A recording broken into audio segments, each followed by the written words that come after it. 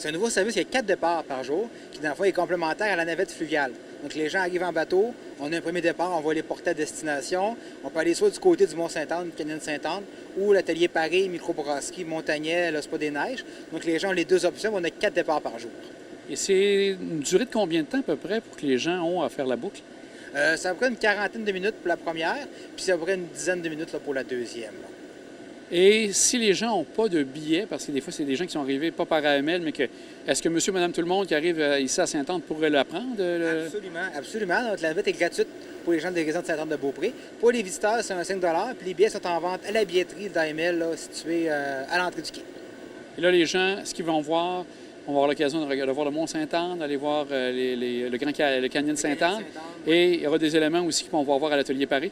Absolument. Dans le fond, on veut que les gens qui arrivent en bateau, notamment, puissent avoir accès à une gamme d'activités là, dans le secteur, que ce soit dans le coin plus de Beaupré, Saint-Joachim, ou ici même au commerce de Sainte-Anne-de-Beaupré.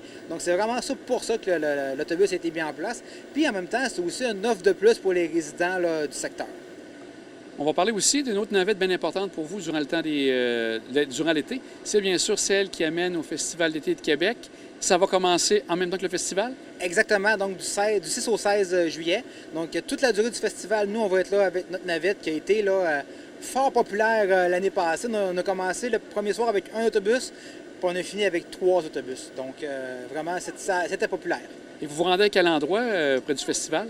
On débarque là au coin Honoré-Mercier, rue Saint-Joachim. On embarque là, donc les gens sont à proximité du site. Là.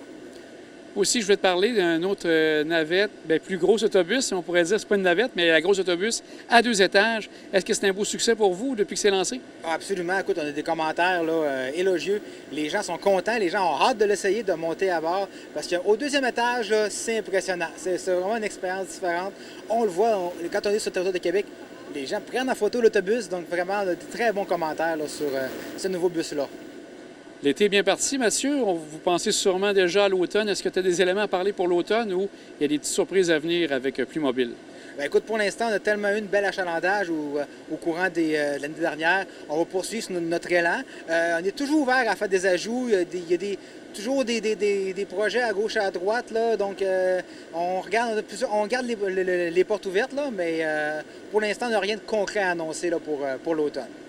Mathieu, on va souhaiter un bel été et que bien sûr, ça fonctionne bien ici avec la navette qui amène un peu partout les gens sur la côte de Beaupré. Merci beaucoup, Jean.